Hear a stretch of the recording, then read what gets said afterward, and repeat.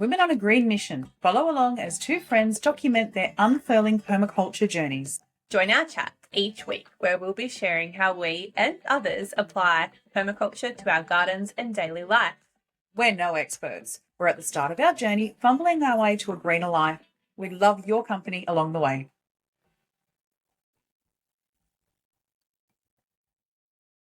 Hey, How are you? I'm well, thank you. How are you? I am awesome. Excellent. What are you up to? Today's a work day, so it's like head down, bum up, just smashing out my very crude list of jobs I need to get done. I love a list. It's like the back of an envelope, been carrying it around all week, adding to it. Otherwise, it enters my head, and then Friday comes, and I'm like, what am I meant to be doing? I have all this kid-free time, and I've totally forgotten what my life is about and what my tasks are that I need to get done. So it's my dodgy list I've been carrying around all week. I do the same thing. We've got a little, one of our, it was actually a drafting table. So one that you could actually, stand up or tilt up. And I got it to be my sewing table, but it just isn't working in the space. So at the moment, it's just kind of parked outside, and we've tilted it up, and we've actually just got some sheets of paper that we've blue tacked onto that. Mind you, that's probably not there anymore considering the storm that we had. It's probably wet and blown away. But yeah, we'll just go on there and write like our garden things that we need to go and do, because I'll be like, I've got to repot that, or I've got to do this and that. And as I'm like walking around the garden during the week, I'm doing that mental note. Okay, I need to do this. And then by the time it gets to the end of the week, because Friday is my garden day, it's like I walk out there and I've got my coffee and I'm like, well, this is nice, but I've forgotten what I need to do. Well, what is the plan for your garden today, Friday? You're going to laugh. So how we decided that we put the vegetable garden in the wrong spot. And we're going to move it to a little bit further west of where the garden is now and in front of the big chicken coop. So we fenced that area off, we put gates in, and it's all ready to go, right? Well, we had a bit of a clean-up weekend and realised as we were cleaning up that there's actually a much better spot, which is on the eastern side of the big tree near the duck coop. So you know where the play set is? Like the swing set? Basically down there, because I looked at it and I went, I am such a dick. Like, why didn't I think about this before? It's got the perfect aspect. It's sort of northeast facing. It gets the morning sun. It gets protected from the western afternoon sun. That tree provides so much shade and shelter. Plus, because of where we got our compost bay and some other structures, then it gets minimal wind damage. And I'm like, and it's closer to the house. Like, why? And you can see it from the kitchen. So you'll be like, oh, I've got to go do that. Or that's ripe, I can go pick it. Well, we can see it from the lounge room. So if you're standing, if you're standing the lounge room. It's directly to the left. And it's like behind your little social fire pit area there. Behind the other side of the pipe. And it was like, I just had the moment, like we're moving this timber and I'm standing there, I'm snotty, I was feeling unwell, and I'm like, oh, hang on. If we took that up there and we moved that down here, which is really good. We haven't built any garden beds yet because I've, again, been tossing up between, do I do timber? Do we do hardwood timber? Do we do treated and then just leave it? Do we do corro? Like, what are we, like, I just couldn't make up my mind. Everything had pros and cons. And it was like, I just can't decide. And now I know why, because it wasn't meant to go there. But my poor husband is just looking, he's like, so I put that fence and those gates in for what? And I'm like, it's okay. That area will be something. Like, it will be something at some stage. It will turn it, like, it'll be an area that it'll still need to be fenced off. It's okay. But I just, for the actual kitchen garden, our proper big kitchen garden, which we do have one still out the back door and everything, but I think that's the better spot. But like, I'm just sitting there going, oh, come on, Joe, like, you did a full design course, you know the principles of design, and you still didn't see this until now. It's just interesting that, once we were actually But moving things from that space, yeah. changed how I thought about it. But because before it was like, we had the swing set under there, which we still do. I'm going to move that. We're going to give that away, I think. So I've got swing set there. We had the firewood all stacked up along the fence line. And so it was just a different space. So I didn't see it in that light. But yeah, I thought it was quite funny. But now I can, I can design it properly and actually get cracking on it. So it'll be ready for that's gold.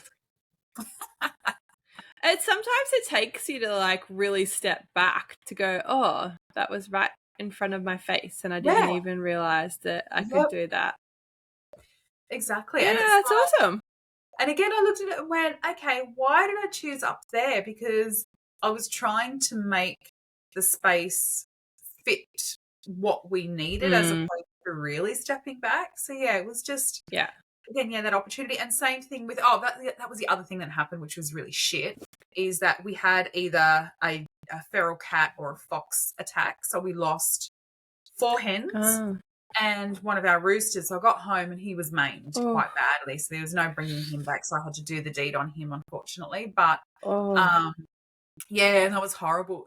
The upside, he was our asshole rooster. So I was going to ask that. Yeah, he was okay with me. He only ever had to go at me once, and that's because I cornered him, so that fair play. But yeah, hated men. Any guys would even walk up along the fence, and I don't know whether it was energetic or pheromones or what, but he was going to have them for breakfast every time. So funny. So what that means, though, is that we've now consolidated down to one coop. So we've got 19, 20 hens. I've got to do a proper head count and one rooster. Yeah. Then so we've moved the turkeys into that big area. Oh, cool. Yeah. So, and then we're going to actually change the layout a little bit of the orchard. We're going to bring that fence back to expand the orchard area and just shrink that area up because it doesn't need to be so big. So, bit of design change happening. And we're also going to put pond into the orchard as well because the ducks roam the orchard. So, we're going to we've got a friend of ours with a mini digger, so we just have to hire a trailer to get it here, and then we can dig a big pond in the you got lots going on. Yeah, so lots of changes, but it's nice because you have that moment and you go, yes, this is the right way, and it just feels right in your body. You go, like this is it now. Like this is the right way. Have you taken it back to your site sector and looked at how things are going to impact other things yet? Yeah. And you're happy? I kind of did that initially with when I had the moment, and then I'm like, because that's going to work because this is where the sun comes up. This is where it sets. So winter, the sun will actually be lower in the sky, which means it'll get more sun because the trees obviously overhead. And more to the western side. So it'll still get quite a lot of sun in winter, but then in summer, as the sun's higher, it's going to have that shade factor. Looking at where our prevailing winds come from. It's got, the compost bays there. It's got the trees there. We've got structures and plus also when everything's grown in over the duck dome, that's going to provide another level of wind protection as well. So it's just like, this just totally makes sense. Yeah.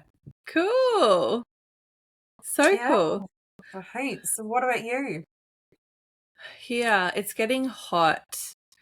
I had a free day this week where I had no meetings and I was really up to date with all of my work, and I was like, I'm going to go out this morning and just spread some mulch around because we had on the long weekend the digger and moved mulch into different smaller piles to then spread out, and we just haven't had a chance. We've had a lot on. And I got out there, moved some mulch around, and then did a bit of a tidy up from when the hail hit because I kind of half-assed went out and tidied, but I needed to actually properly tidy up and just put some sugarcane on the beds and plant a few of the seedlings that had gotten too big and that kind of thing. And I was just sweating, it was 10 o'clock. And I was like, Jesus Christ, I can't stay out here much longer. Like, that lightheaded feeling when you're out in the sun for too long? I was getting that. I thought, oh my God, it is going to The get humidity hectic would up have here. been through the roof too, wouldn't it? Yeah. Well, that's what I mean. I was just like sweating because of that humidity and being out, and like the sun wasn't fiercely hot yet. It was just that it was up, and yeah, the humidity was already climbing. So I've really got to, I think, get home from Pilates on the days I do Pilates and just head out there and garden, and then maybe have a later breakfast, or in the mornings I don't get up and start, doing that kind of thing, because yeah, I've got to kind of, it's that time of year where I need to switch my pattern and my routine a little bit to just suit what's happening. And like late afternoon I was kind of pottering around, but the mozzies are just so intense that time of day, and because we've had the rain, they're extra vicious, and the midges kind of also breed a little bit when we've had a bit of rain in the waterways and whatnot. So yeah, we've just trying to figure out how to garden in this climate coming into summer, because we didn't really fully garden last summer. It was just more building up the soil and putting down some seaweed and things like that. So this will be our first spring and first summer up here gardening. And just the soil drying out so much with, raised garden beds. And you're like, oh yeah, it rained every night this week kind of thing. And you go out and you're like, the garden beds are dry. So yeah, just really kind of feeling my way around the garden this week and trying to get little pockets of time to go out there. And I'm really wanting to plant more understory stuff now that we've got some trees in, and the figs and citrus and things. So I've been buying some salvias and lemon verbena just so I can kind of get that next little level going. Just cover, like everything's mulch, but just cover the ground a bit more, get more roots in the ground, just really get some, living green manure happening on some of our orchard strips that haven't got trees in them that we intend to plant in winter. But it's just like a money thing too. Like I can propagate stuff of what I've already got, but it's just a time factor then. And so yeah, that's kind of just really feeling our way around the garden and trying to figure out what's happening next, and anticipating also, some irrigation for where the house is going to be. How do we hook that up for the rainwater tanks, and a bit of planning like that, starting to try and figure out more how that's all going to be integrated. And so yeah, that's kind of been our last week or so after the hail hit, just getting back out there. And I feel like the season's really just switched, like with this stormy weather. And then after these storms pass in October, heading into November now, that, we're going to get this real heat and stickiness. So, it's going to be assessing. Next level. Yeah.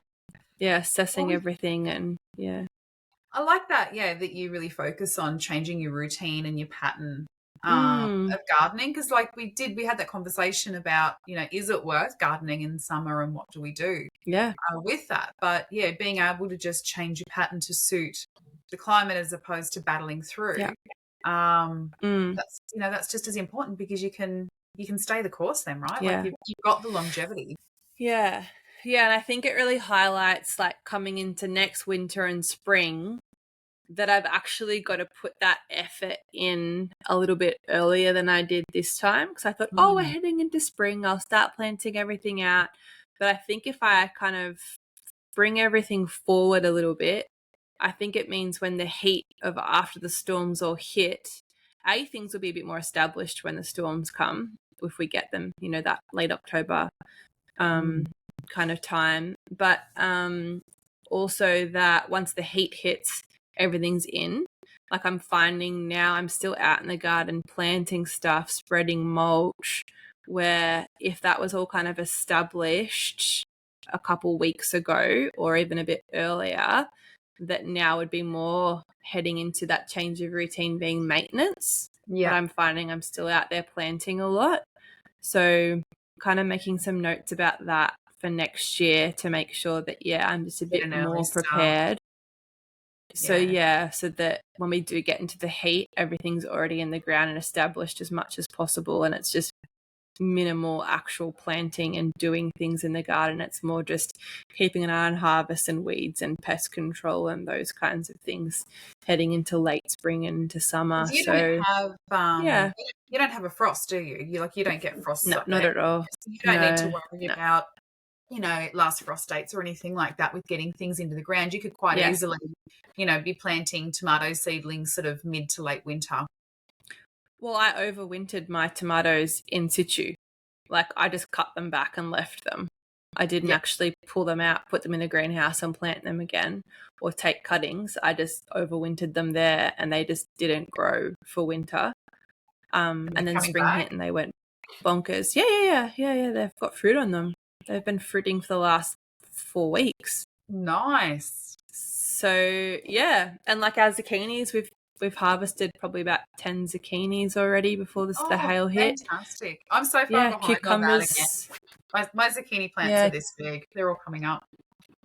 Oh, they'll go bonkers. You know it. All right, so who have we got on this week? Yeah, so this week we've got Ben and James, and they're from Farm My School. So what the boys do is that they've gotten some grants, actually from a local health organisation. Yeah. And they've teed up with a local high school that's in a lower socioeconomic area, like a needs school. And they have taken over some disused land and put a market garden in. And their whole... It is so cool. I was like, I'm going to do this here. I'm not. But like, that's how I felt after talking to them. I'm like, why don't we do this in all schools? Like, it makes so much sense to kind of pair the food source with where the families and the community are. But anyway, so they have a market garden. They do veggie boxes. We kind of talk about some of the hurdles they face, the challenges of working with community and engagement and getting projects off the ground, that kind of thing. And yeah, they just want to change the food system essentially and just make people more aware of where their food comes from and get more engaged with their local food system and just have more localization and food security. And also the concept of bringing the farmer out of an isolated area that's, in whoop whoop or, on massive land on their own in isolation and bring them into the community, because a lot of our farmers are aging and can't work big plots of land and those kinds of things. So yeah, there's like lots of different obstacles they're trying to overcome, but also connect community. They do education programs for schools and corporate businesses. They're trying to integrate the curriculum a little bit with the market garden. So like there's lots of prongs to what they're doing. That's amazing. Yeah, they come from a permaculture background, so that's kind of in the front of their mind. They launched the Farm My School, the Perma Blitz. Yeah, it's really cool. They're really interesting guys. So yeah, jump on, have a listen. It's a really cool idea. I think it would really change our education and food system if we could get more schools doing things like this. So yeah, very inspirational. Fantastic. Perfect. Hope you enjoy. Hello, everybody, and welcome to another week of the Practical Permaculture podcast. This week, I've got James and Ben joining me from Farm My School. Welcome, guys. Thanks, Alysse. Lovely to be here. So, before we get too far into the podcast, we always acknowledge the land that we're recording on. So, whereabouts are you, James? So Ben and I are both on Wadawurrung country, just near Geelong today. And I'm up in the Northern Rivers on Yagle country. So, I guess first things first, who are you guys and what do you do? Well, we're Farm My School. James and I met just before COVID, a couple of years before COVID, and we struck up a friendship, and I suppose we were both thinking, what can we do essentially to grow more food at the time? We'd both been involved in setting up markets locally, and we were struggling to find really good veggie growers or fruit growers in our region. And we thought, why isn't anyone growing food in our region, as in regenerative food or organic food? There are a few few market gardeners, but we found it really hard to fill those spots at the markets. James has got an education background. I've got a background in permaculture and setting up gardens, permaculture gardens, and we sort of just put our heads together and looked a bit broadly around our region on how we could set something up. And we sort of landed on schools and saw opportunities within schools to create not small veggie gardens, but we dreamed a little bit bigger and wanted something a bit more tangible that we could grow a lot of food. So we dreamt at the time to set up a market garden in the heart of a school, because then it would be more engaging for the community, for the kids, and it would start addressing a lot of the things that James and I were concerned about and still are, food security, environment, health. And this project, we saw the potential that it could cover a lot of these issues that we were discussing at the time. Yeah, so look, I guess we got funding back 2 years ago now, or actually 3 years ago now. So some seed funding, which was the catalyst, I guess, which started the ball rolling of actually Farm My School. Since then, we have basically partnered with the school. We've partnered with the health organisations, and then from there, a whole heap of other organisations have jumped on board as partners and funding bodies, etc. But we've literally transformed what was a disused soccer pitch on the Bellarine Peninsula at Bellarine Secondary College into a thriving 1.5 acre market garden, which is now, to give you a picture, it's about 3.2 kilometres of lineal bed space. It's pumping with food. It's got a team of staff working on it. We've got school-based trainees who are learning about regenerative farming. We've got the school curriculum sort of all coming in and working in and around the farm and learning about sort of different aspects, whether it's carbon, the carbon cycle, or the nutrient density of food, or it's looking at food systems in U9 geography, for instance. So it is literally, as Ben said, it's in the centre of the school, and it's not just about the food. It's being used for the curriculum, but it's also being used for education for the community too.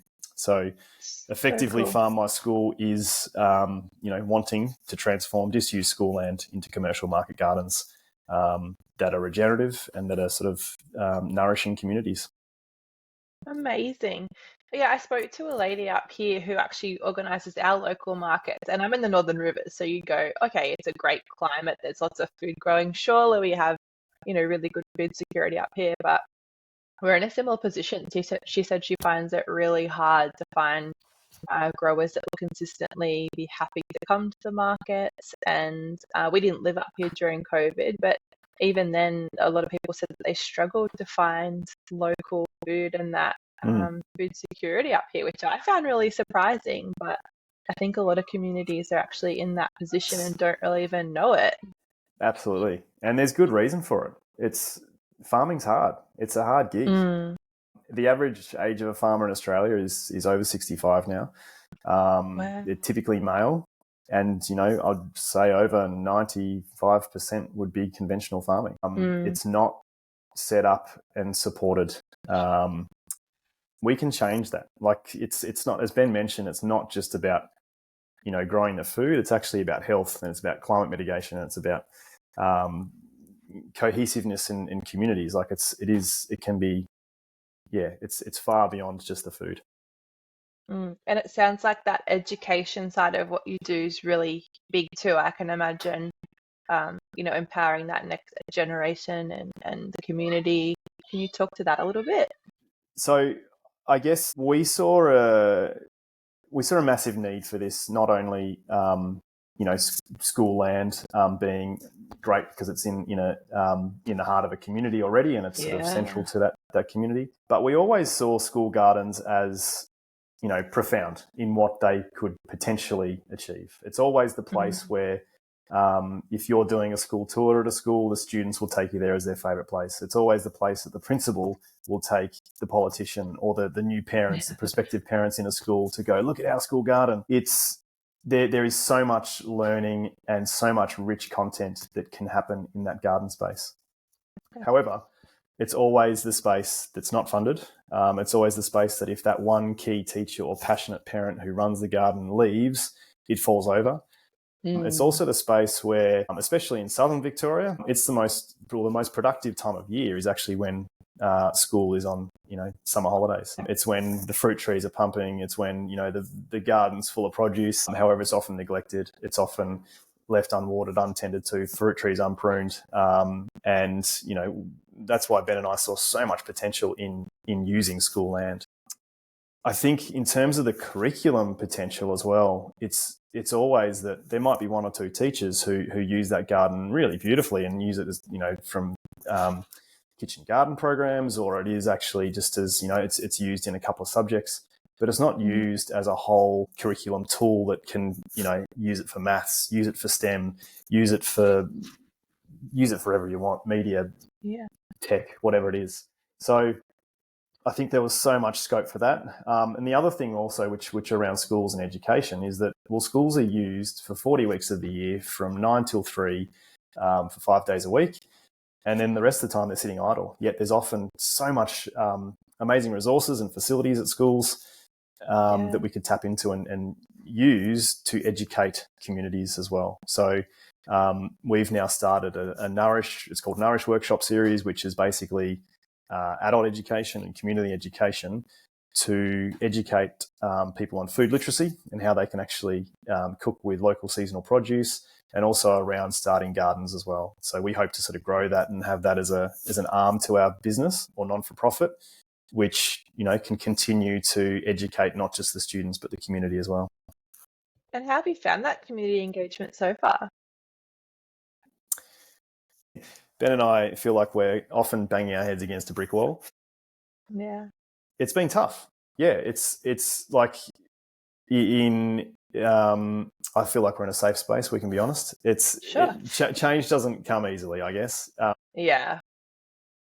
We knew that. Like, there's a lot of arms to Farm My School, I guess. We sell our produce through veggie boxes. We're doing this education stuff. We've got a corporate program. And everyone has its hurdles. But I guess it's just like, if we focus on one of those things and go, right, well, how do we get more people buying our veggie boxes? It's just a matter of breaking it down and being, just having that consistency and looking at from a number of angles and how we can overcome it, rather than just being defeated and going, it's just too hard. Let's just just forget about it.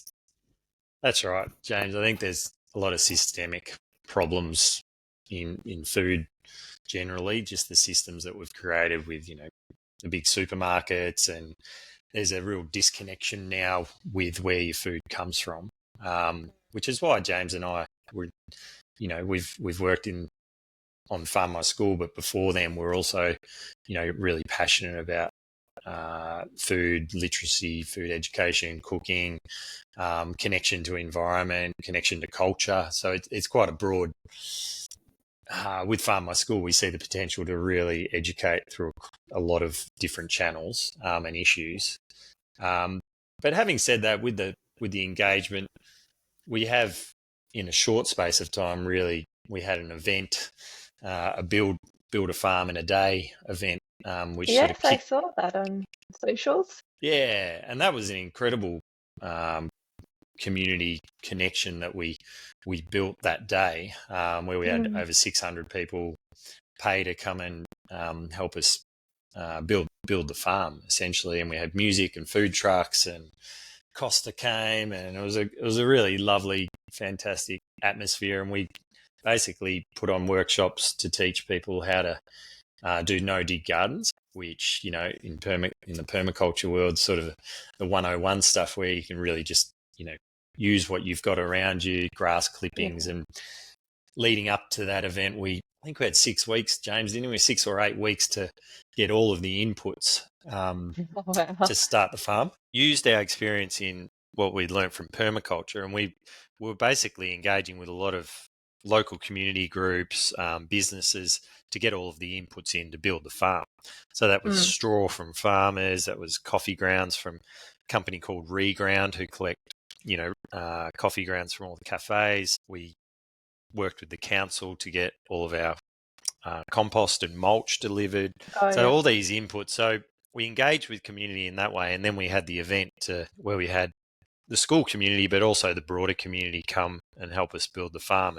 We got to about midnight. We had lights set up, and there was still a lot of people around. There was music on, and we got to about midnight, and we started a new part of the farm where the lights, we just didn't have enough light. So we sort of, the 24-hour build your farm in a day sort of finished at midnight. But it was just an incredible an event, and that sort of kick-started things.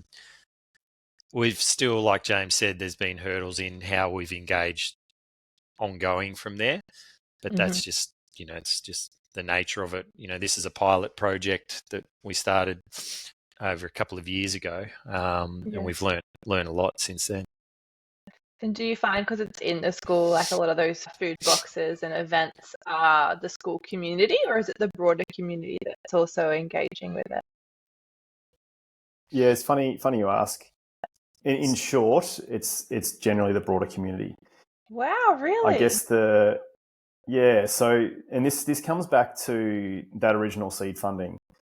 It was actually gained through the Bellarine Community Health, which is the local community health organisation, essentially.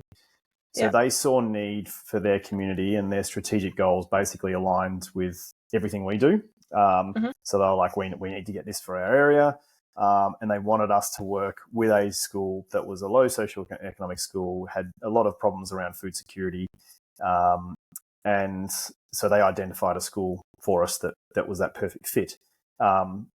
It sort of matched up perfectly with what we wanted to do and achieve anyway. So, the school we're working with is a large secondary school. We're on the senior campus here, so years 9 to 12.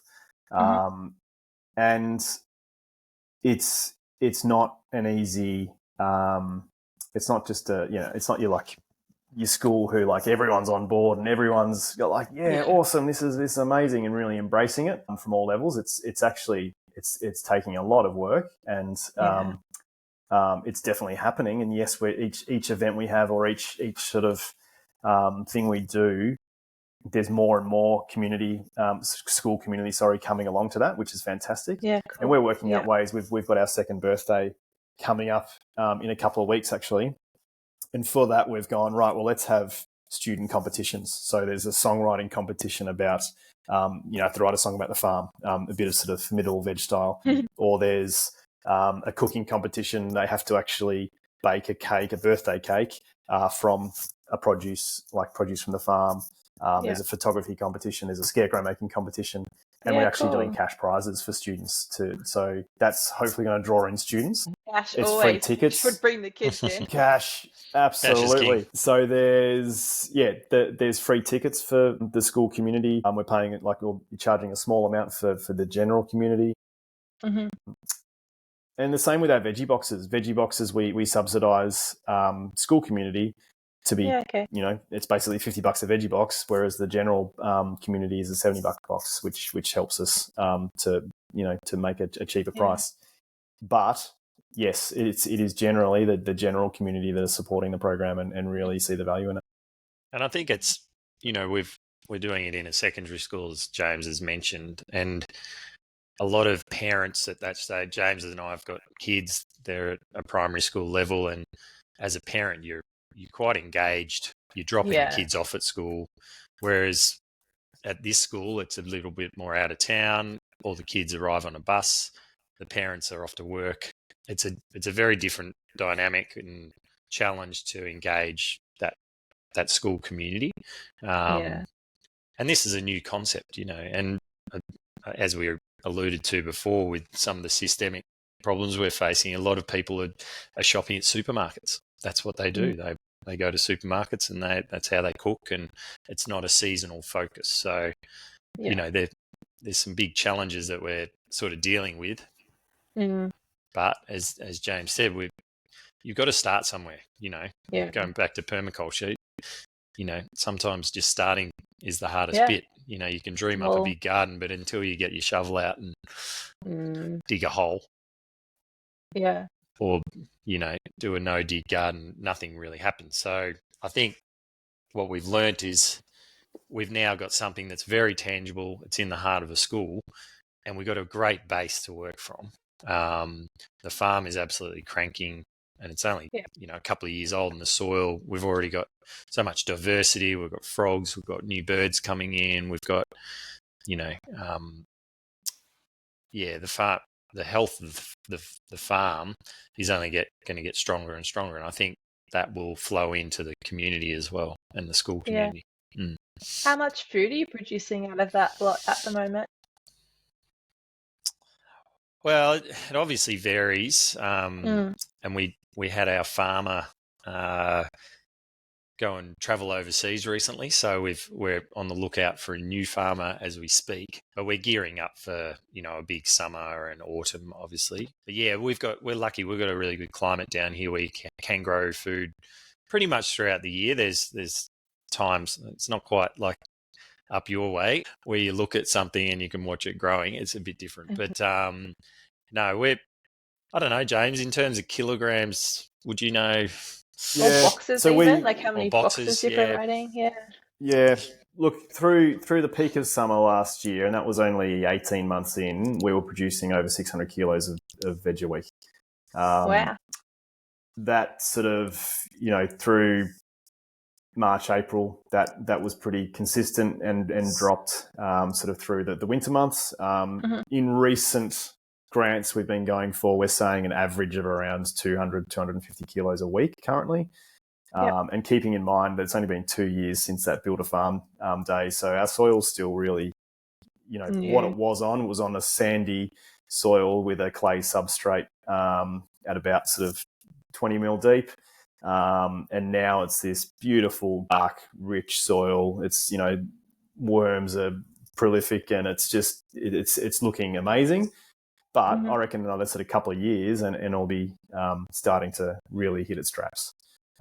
So I guess having our systems in place too, we started off putting in place a full-time farmer. As Ben mentioned, she's gone travelling, which sort of has thrown a bit of a spanner in the works to some degree. But now we're sort of like, well, actually, if we rely on multiple farmers, it's not just one person who's overseeing it. It's actually more casuals. We have a person who can oversee our farmers, whether it's one school or multiple schools, so they can work with around crop rotations and different species we're putting in, etc. It's actually going to be a far more resilient system. Plus, we've got our farmer incubators who are, we've got 2 trainees currently who can actually, learn the ropes as well. So we're less reliant on that sort of one person who's overseeing everything. Yeah. We've also got an elective, year 10 elective class. I was out with the kids yesterday in the farm, and there's 20 to 25 kids in that elective. So they're engaging with the farm, obviously more than other kids in the school. But that when we dreamt up this idea, we didn't want the farmer to be isolated. A lot of farmers, they're out of the community. If you can't see them, you don't know what they're doing, you can't engage with them. Yes, you can at a farmer's market maybe. But the whole idea of this was that we wanted the community to sort of build the farm in a sense. Obviously, you still need your casuals and the farmers, but even having 20 kids yesterday, we were able to do the work that would take a farmer maybe a week, for example, in a couple of hours. So, just having that that support through, and obviously the children are getting a lot of other benefits, but we're getting some practical benefits through that, which enable us to farm regeneratively. Yeah, and back to that community health model too, like connecting people who are in those isolated or marginal communities, farmers, vulnerable youth, those kinds of things, and bringing them all together must be very special to see, the connections that form and the learning that comes from that. Yeah, definitely. I think particularly post-COVID as well, where there's a lot of focus in schools around wellbeing, and in many schools they're combating that with, we'll put a chaplain in, or we'll put a wellbeing officer in, or put 2 wellbeing officers. Let's employ a psychologist. And yet putting a garden in, and a pretty, a 1.5 acre garden at that, but it just, you get some of these students out, and typically the subject that Ben mentioned, the Year 10 elective, which is called Farm My School, these are students who are the typical students who would be school leavers, early school leavers. They are often from, they've got a troubled home life, or not in all instances, don't get me wrong, but they are students who you'd see in other schools who really struggle. Yet you get them out in a situation, whether it's they're planting onions with our farm team or whatever they're doing, and all of a sudden they're talking about what they love doing, what their sort of passions are outside of school, or it's just that, like, it's such a really rewarding and positive thing to see. And it'd be interesting to do a study on that, actually, of these students, and get the baseline data from the start of the year and then follow them through the year, because it would be profound. Because our education system inherently sort of teaches inside the four walls. There's not much opportunity to get outside. I mean, James studied outdoor ed. I did outdoor ed through year 11 and 12. That was a good opportunity to go bushwalking and connect with nature. But they were on camps, and it wasn't as regular, where I just think we all need to be outside more, and yet we funnel these kids inside four walls, and they're not really connecting. And there's a reason why we're not connected to food or nature. We're doing it through our education system right from the get-go. I think that's changing. You can see it changing in kindergartens and even primary schools, but secondary schools is a tricky one. James and I have sort of tackled secondary schools. You talk about, we're trying to work with the school around canteen and what the kids are eating there as well. There's a lot of things that we're trying to do within this project, probably too much, but we want to see change in some of these areas. And, with the canteen, if the kids know the food's coming and they're growing it, and they're more likely to eat it, and they're engaging with it because it's tangible.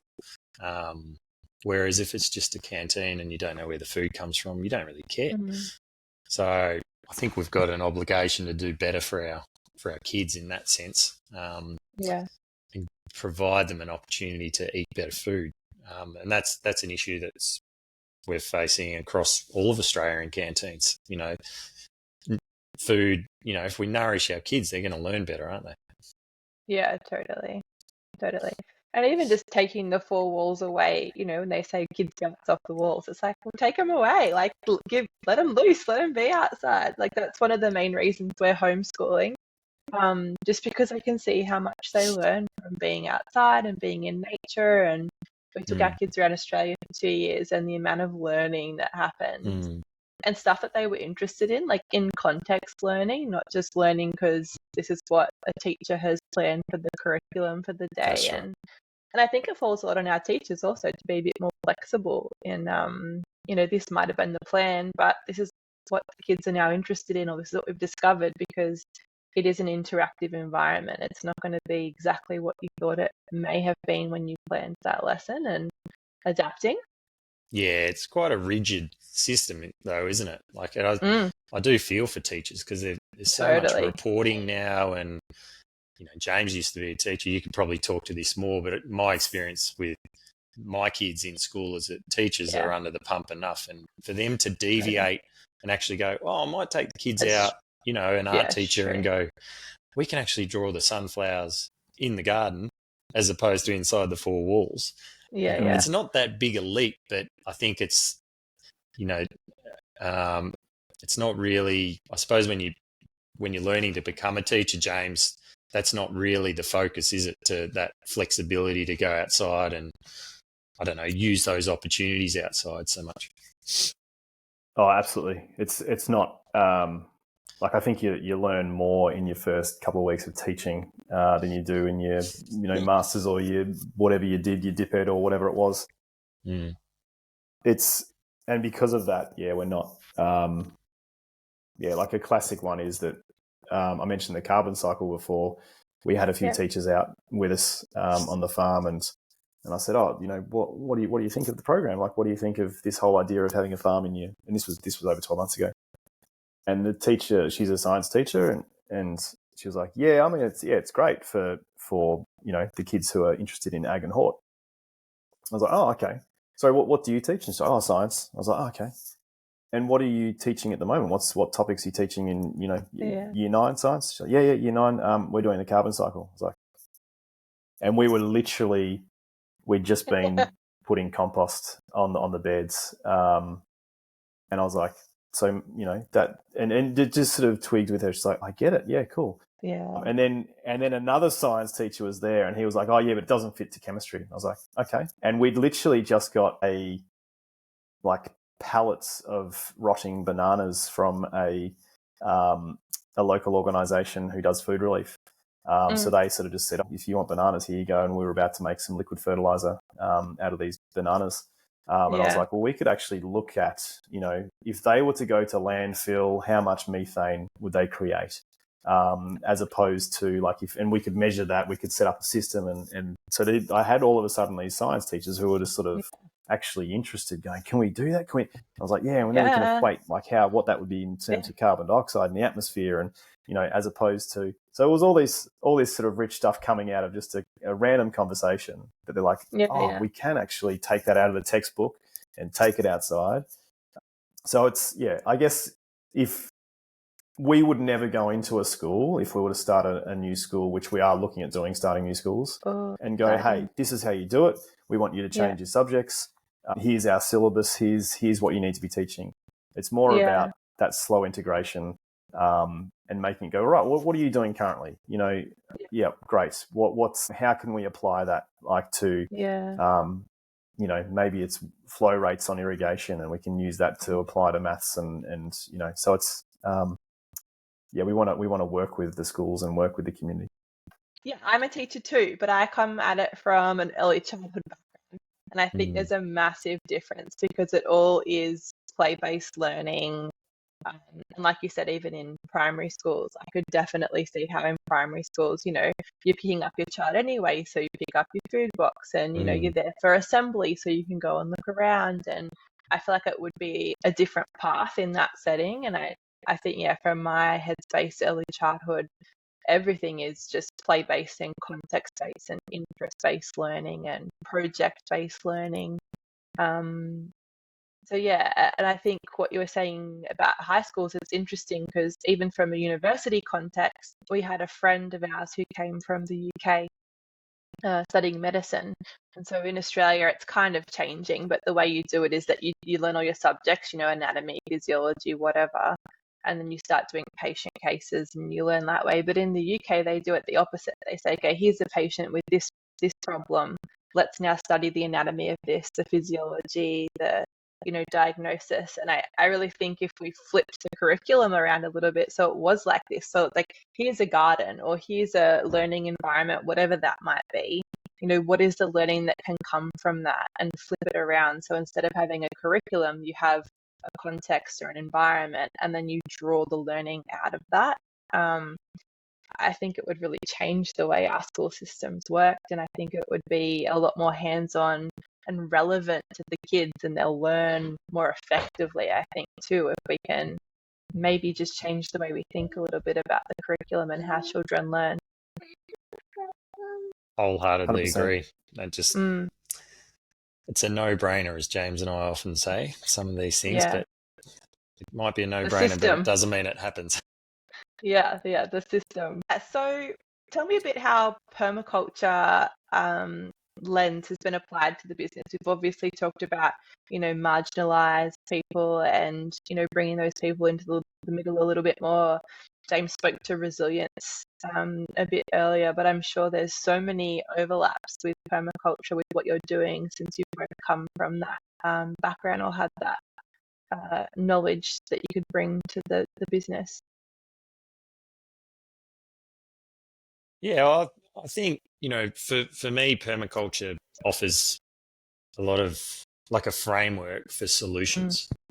James and I, correct me if I'm wrong, mate, but I think one of the advantages of permaculture is you can just do something, put something in place, start, and often it works. You take the example where we had to build the farm in a day. A lot of people might have thought, the easiest way would just be get a tractor and, churn up the soil and bring in your soil and put the plant in the ground. We didn't want to create that system. We wanted to show not only from a large scale how you could set up a no-dig garden and set up a regenerative sort of farming model, but within that, we were teaching people that they could do that at home.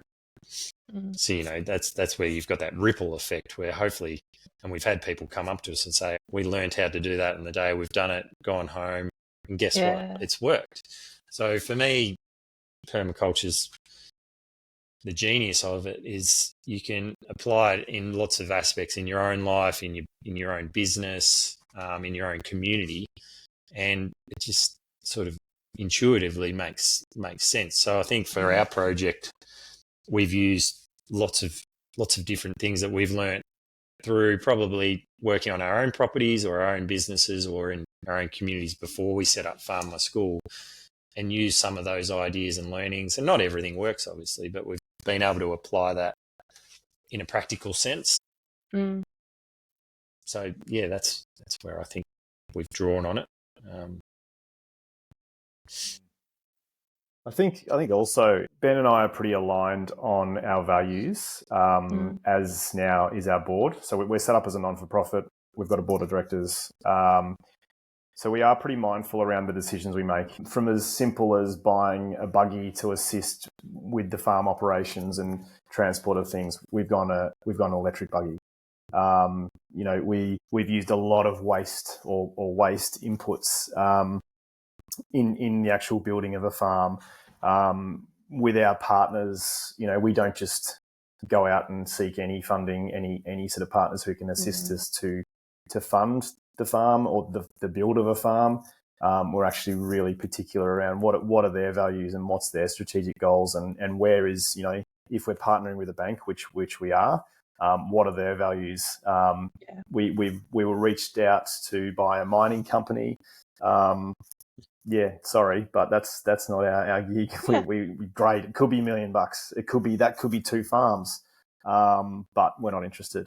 So yeah, I think it's not just about the day-to-day operations and how we can actually capture more water from the school, or how we can use the energy from the school or solar or whatever. There is actually it's an overarching thing for us that most decisions come down to permaculture principles. Oh, I love that. And so you spoke a couple of times now about another school coming on board. Is that in the works soon, or? Yeah, look, fingers crossed. I guess so. This whole Bellarine Secondary College has been a pilot program. The idea is that we get a farm up and running. In this case, it's been 2 years, with actual about 6 months of engagement before that. We continue to manage that farm. We continue to staff it. That's great. It should be sort of somewhat self-sufficient, within the next few months, maybe year or two. So it's that initial funding that we need to actually start the farm. And then all the income streams, whether it be veggie boxes or the education program where other schools come into the farm to learn about regenerative farming as well. They're actually paying for that. So there's lots of little income streams we've got happening, which supports that farm. So we are looking at a second school. We're reaching out for funding and doing heaps of grants, and we've got a few in the pipeline now. So yeah, if we're successful, we'll be notified of a few of them in December, and we'll just keep writing until we are successful. But we essentially need one grant to start that ball rolling, which will be sort of the catalyst of, great, we've got X amount of money. We've already got a heap of partners who have basically said, if you get a second school, we're there, we're in. And yeah, it's just a matter of then going out to other local businesses and organisations who can assist with that too. Amazing. So yeah, we would like to have, the ideal would be that we can work with multiple schools, and grow the program, I guess, and So our impact cool. at the same time. And like big picture plans to like keep going, just roll it on out. Well, I think sometimes it's nice to just get a project happening and see where it goes. I mean, we'd love to see. We want to see change. Yeah. Food's a big part of the climate change discussion, isn't it? It's 30% of emissions, so it's an area that really needs to be addressed far quicker in this decade. I feel like renewable energy, that train or ship, plane, whatever is going now. Whereas I think food, we're still grappling with how we can change this industrial sort of system and go back to small scale farms. And but I think the model that we've set up, that even if we're not doing a Farm My School Up Your Way, for example, I think it shows that you can work with a community, and it's not just working with a school. So, we got that grant funding off a health organisation. So we've linked in with a health organisation. We've linked in with the council. We've linked in, obviously, with the school. We've linked in with a bank.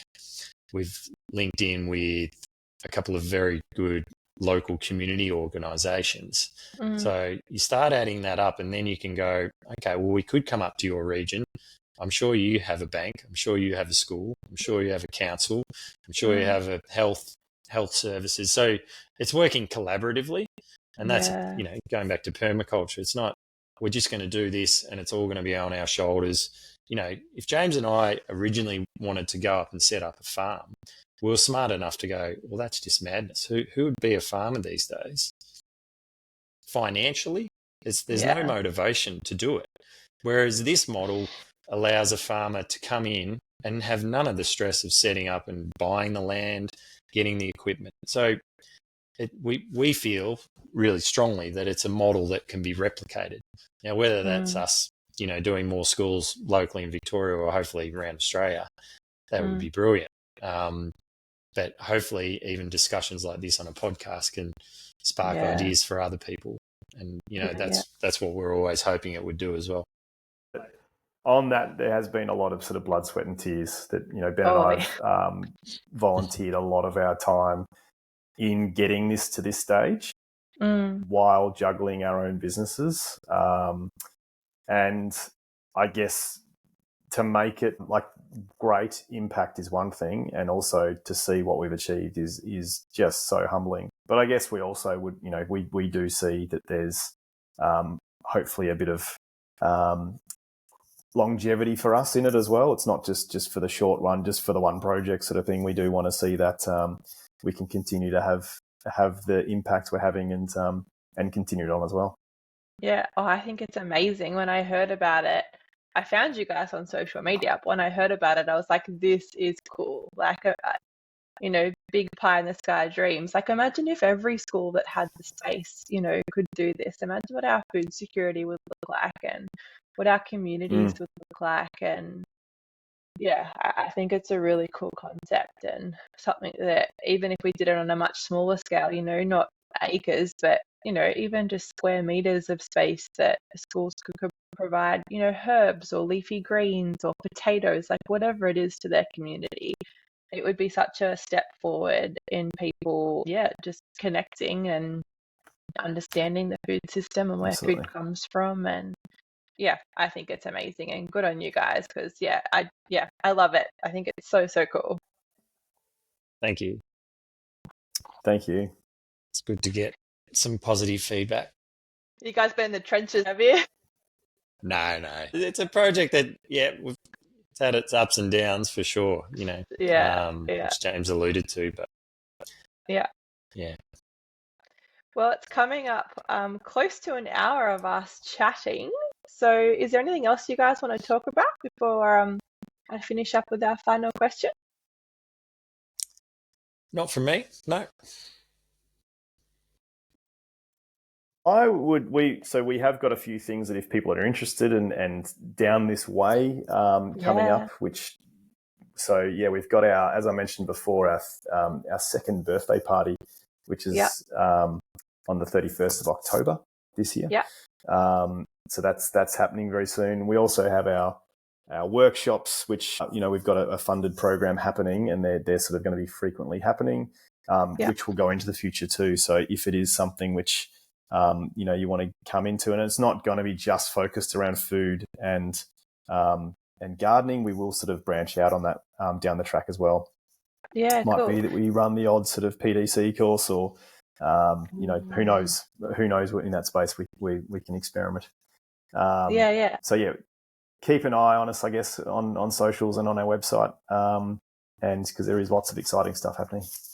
Yeah, cool. Feel free to send any of that through, and we're happy to share it with all of our peeps for sure.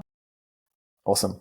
So my last question is, if you had someone that was starting out on this journey or path, what advice would you be giving them? Yeah, it's I think when you're passionate about something, you got to listen to that intuitively. So, I think one thing, I won't look back on this project in terms of regret at all, because, although it's been really hard, James and I, when we met, we wanted to do something about some of the things we were frustrated about, which we've talked about in the podcast. So, for those that there's real reward in action. And I think that's what we need this decade, is people stepping up and actually doing things. I think talking about it's great, and like podcasts and sharing people's stories, that's fantastic, because that creates change as well. But at the end of the day, you got to get your hands in the soil, so to speak. And James and I and our team and the community we're working with, that's what we've had a crack. We often say that we just have a crack, have a go, and see what happens. You won't always get it right, but you won't die wondering. Mine's very similar to that, I guess. Ben and I could have been two grumpy old blokes who were still drinking red wine and cups of tea together, going, "Oh, we should have put they should be doing this in schools and whatever." So it is definitely just, if you've got an idea, this all started with an idea, and it's grown into a pretty amazing thing that we're pretty proud of, and continually blowing ourselves away really with, how did that ever happen? Like, why was the Victorian Premier on our farm, a few weeks ago? So just sort of week in, week out, we're constantly reminded of that, I guess. So yeah, definitely put that idea, down and actually give it a crack. Good on you guys. You should be so proud of yourselves, and I'm sure in years to come you'll look back at that, and I don't think the impact right now is probably as clear to you as it will be then. When you look back and you go, wow, like we did that, and that's the impact we had in that community. Yeah, thanks, Alysse. It's been really enjoyable talking about it. Yeah, well, I'll put all the links to what you guys do and workshops and anything else you want to share in the show notes for anybody that's interested. But yeah, thank you so much for your time. You're welcome. Hopefully we can get up your way and visit a few of the cool farms. We need some warmer weather, usually in winter, obviously. Holiday. So it's a nice part of the world up there. Thank you, Alysse, and thanks for everything you do as well. We really appreciate it. Thanks, guys. See ya. Okay, cheers. See you later. Thanks for listening to the Practical Permaculture podcast. Jump onto our Facebook group to keep the chat going and to look for any resources that we mentioned on today's show. Look in the show notes. And if you liked the episode today, then subscribe. Please give us a review and share. And if you didn't, then that's okay. We're sure you'll find the right podcast for you. Bye. Bye.